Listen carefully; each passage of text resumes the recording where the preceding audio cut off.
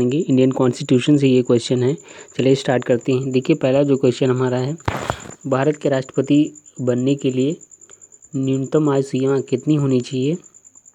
Option A है 35 वर्ष, B 25 वर्ष है, सी है 30 वर्ष और डी कोई सीमा नहीं। तो इसका जो राइट आंसर है वो 35 वर्ष होनी चाहिए। ठीक है, राष्ट्रपति जो जिसका निर्वाचन होना होगा तो उसकी आयु जो है 35 वर्ष होनी चाहिए न्यूनतम। और इसकी पद की योग्यता का जो आर्टिकल 58 के अनुसार जो इसकी राष्ट्रपति की योग्यता का निर्धारण किया गया है आर्टिकल 58 के तहत। चलिए नेक्स्ट क्वेश्चन जो है, एक ही व्यक्ति राष्ट्रपति पद पर कितनी बार निर्वाचित हो सकता है। ऑप्शन है ए 1 बार, बी 2 बार, सी 3 बार या डी कोई सीमा नहीं। तो इसका जो राइट आंसर है डी है, इसकी कोई सीमा नहीं होती। ठीक है, राष्ट्रपति कई बार निर्वाचित हो सकता है। ठीक है, नेक्स्ट क्वेश्चन, राष्ट्रपति पद के उम्मीदवार के लिए निर्वाचक मंडल के कितने अनुमोदक होना आवश्यक है। अनुमोदक, ठीक है, क्योंकि जो राष्ट्रपति का जो निर्वाचन होता है तो उसमें जो है अनुमोदक और प्रस्तावक जरूरी होते हैं। तो ऑप्शन ए है 30, बी 40, सी 50 और डी 60। तो इसका जो राइट आंसर है वो 50 है। यानी ठीक है, यानी 50 अनुमोदक होने चाहिए और 50 प्रस्तावक होने चाहिए। ठीक है, और ये प्रस्तावक लोकसभा या राज्यसभा में से होने चाहिए। ठीक है, ये जो प्रस्तावक हैं ये 50 लोकसभा और 50 कुल मिलाकर के 100 होने चाहिए। 50 जो है लोकसभा और राज्यसभा दोनों सदनों में से होने चाहिए। ठीक है, नेक्स्ट जो क्वेश्चन है, भारत की प्रथम महिला राष्ट्रपति कौन है। ऑप्शन ए है द्रौपदी मुर्मू, बी प्रतिभा देवी सिंह पाटिल और सी है इंदिरा गांधी, डी मीरा कुमार। तो इसका जो राइट आंसर है वो प्रतिभा देवी सिंह पाटिल हैं। देखिए जो पहली महिला राष्ट्रपति हैं वो प्रतिभा देवी सिंह हैं। और अगर आदिवासी महिला की बात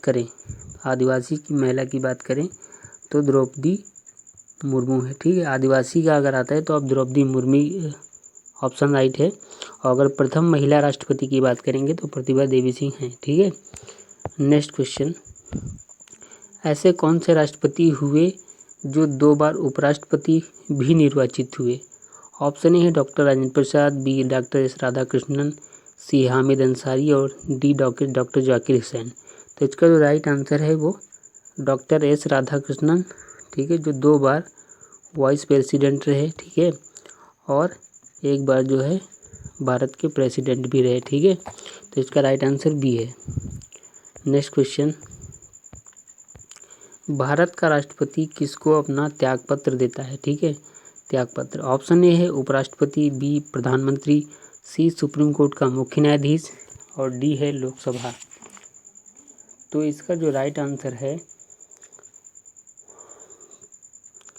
वो है उपराष्ट्रपति। ठीक है, उपराष्ट्रपति जो होता है वो राष्ट्रपति को त्यागपत्र दे सकता है और राष्ट्रपति जो होता है वो उपराष्ट्रपति को त्यागपत्र दे सकता है। तो इसका जो राइट आंसर है वो ए है। और चलिए नेक्स्ट क्वेश्चन, भारत का राष्ट्रपति किसके सम्मुख शपथ ग्रहण लेता है। ठीक है, किसके सामने वो शपथ ग्रहण करता है। ऑप्शन ए उपराष्ट्रपति, बी प्रधानमंत्री, सी सुप्रीम कोर्ट का मुख्य न्यायाधीश या लोकसभा अध्यक्ष।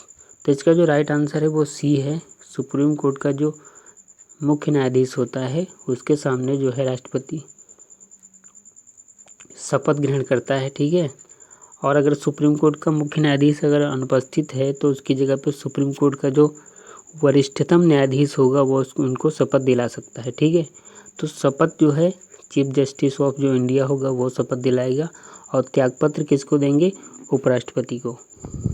नेक्स्ट क्वेश्चन, संसद के दोनों सदनों में संयुक्त रूप से अभिभाषण करने का शक्ति किसको प्राप्त है। ऑप्शन ए प्रधानमंत्री, बी लोकसभा अध्यक्ष, सी उपराष्ट्रपति, डी राष्ट्रपति। तो ऑप्शन जो इसका राइट है वो डी ऑप्शन राइट है। राष्ट्रपति को दोनों सदनों का यानी लोकसभा और राज्यसभा का संयुक्त अधिवेशन बुलाने का भी शक्ति प्राप्त है और दोनों सदनों में एक साथ अभिभाषण भी कर सकते हैं। नेक्स्ट क्वेश्चन जो है हमारा, संसद में कौन से विधेयक को पेश करने के लिए राष्ट्रपति की सहमति आवश्यक है? ऑप्शन ए है धन विधेयक, बी है संचित निधि से व्यय करने का विधेयक, और सी है नए राज्य का निर्माण संबंधी विधेयक, और डी है उपरोक्त सभी। तो इसका जो राइट आंसर है वो डी है, यानी कि ये सारे जो विधेयक होते हैं, चाहे धन विधेयक हो और संचित निधि से अगर व्यय करने का विधेयक हो, या नए राज्य का निर्माण या उसके नाम में परिवर्तन करने का जो विधेयक होता है, तो वो सारे विधेयक पेश करने से पहले राष्ट्रपति की अनुमति ज़रूरी हो जाती है। ठीक है, प्लीज़ अगर हम चैनल पर आप नए हैं तो प्लीज़ चैनल को सब्सक्राइब करें और बेल आइकन भी प्रेस करें, ताकि जो भी वीडियो अपलोड करेंगे उसका नोटिफिकेशन आपको सबसे पहले मिल जाएगा। नेक्स्ट क्वेश्चन, संसद के स्थगन के समय राष्ट्रपति किस अनुच्छेद के तहत अध्यादेश जारी कर सकता है? देखिए, अध्यादेश के राष्ट्रपति भी जारी कर सकता है और राज्यपाल भी अध्यादेश जारी कर सकता है। ठीक है, राज्य में राज्यपाल और पूरे देश में जो है राष्ट्रपति अध्यादेश जारी कर सकता है। आर्टिकल यानी अनुच्छेद है 110, अनुच्छेद 123, अनुच्छेद 117, अनुच्छेद 56। तो इसका जो राइट आंसर है वो अनुच्छेद 123। ठीक, अनुच्छेद 123 के तहत जो है राष्ट्रपति अध्यादेश जारी कर सकता है, और अध्यादेश ये 2 महीने तक ही रहता है। उसके बाद जो है संसद अगर बढ़ाना है तो संसद की अनुमति लेनी पड़ेगी। ठीक है,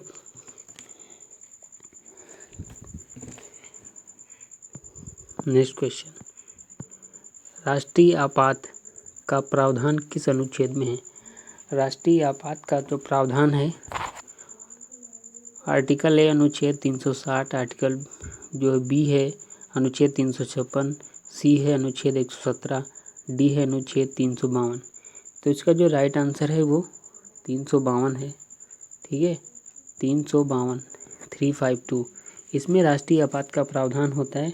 और राष्ट्रीय आपात का मतलब अगर कोई युद्ध हुआ है या बाह्य आक्रमण हुआ है, ठीक है, या सशस्त्र विद्रोह के कारण जो है अगर देश में कोई आपत्ति है तो आपात लगा दिया जाता है।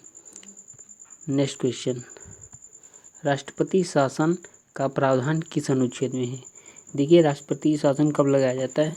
जब राज्यों में संवैधानिक तंत्र के विफल हो जाने से। ठीक है, राज्यों का जो संवैधानिक सिस्टम होता है अगर विफल हो जाता है, कोई भी राज्य जो सरकार है वो सरकार नहीं चला पा रही है, तो राष्ट्रपति शासन लगा दिया जाता है। इसमें ऑप्शन ए है अनुच्छेद 360, अनुच्छेद 356, अनुच्छेद 117, अनुच्छेद 352। तो इसका जो राइट आंसर है वो 356 है। ठीक, 356 राष्ट्रपति शासन लगा दिया जाता है। ठीक है, नेक्स्ट क्वेश्चन है, वित्तीय आपात जो फाइनेंशियल जो इमरजेंसी है वो उसका प्रावधान किस अनुच्छेद में है? ऑप्शन ए है अनुच्छेद 360, ऑप्शन बी है अनुच्छेद 356, ऑप्शन सी है अनुच्छेद 117, ऑप्शन डी है अनुच्छेद 352। तो इसका जो राइट आंसर है वो अनुच्छेद 360। ठीक है, अनुच्छेद 360 जो है वित्तीय आपात से संबंधित है। वित्तीय आपात कब लगाया जाता है? जब देश की कंडीशन ऐसी हो जाती है कि उसमें फाइनेंशियल जो क्राइसिस आ जाता है, वित्तीय संकट आ जाता है, तो जितने भी राज्य कर्मचारी होते हैं या अधिकारी होते हैं सभी की सैलरी भी कटती है। ठीक है, चलिए नेक्स्ट क्वेश्चन। नेक्स्ट क्वेश्चन है, राष्ट्रपति लोकसभा में कितने व्यक्तियों का मनोनयन लोकसभा सदस्य के रूप में कर सकता है? लोकसभा में कितने व्यक्तियों का जो मनोनयन होता है, ठीक है, लोकसभा सदस्य के रूप में कर सकता है? ऑप्शन ए 2, बी है 10, सी है 12 और डी है 15। तो ऑप्शन इसका राइट है 2। ठीक है, यानी कि लोकसभा में 2 एंग्लो इंडियन की नियुक्ति मनोनयन राष्ट्रपति कर सकता है। ठीक है, लोकसभा में 2 एंग्लो इंडियन की नियुक्ति लोकसभा सदस्य के रूप में कर सकता है। ठीक है, राष्ट्रपति। नेक्स्ट क्वेश्चन है, राष्ट्रपति लोकसभा में कितने व्यक्तियों का मनोनयन राज्यसभा सॉरी यहाँ पे एक गलत है, लोकसभा गलत है यहाँ पे। राष्ट्रपति राज्यसभा में, ठीक है, राज्यसभा में कितने व्यक्तियों का मनोनयन राज्यसभा सदस्य के रूप में कर सकता है। ठीक है, यानी कि राष्ट्रपति राज्यसभा में कितने सदस्यों को मनोनीत कर सकता है। ऑप्शन ए है 2, बी है 10, सी है 12 और डी है 15। तो इसका जो राइट आंसर है वो 12 है। ठीक है, राष्ट्रपति जो है राज्यसभा में 12 सदस्यों को राज्यसभा सदस्य के रूप में मनोनीत कर सकता है। उम्मीद है जानकारी पसंद आई होगी। जानकारी अच्छी लगी हो तो प्लीज़ चैनल को लाइक शेयर और सब्सक्राइब करें, और चैनल को सब्सक्राइब जरूर करें, क्योंकि यहाँ पे बहुत इंपॉर्टेंट जो है क्वेश्चन लेकर के आते हैं।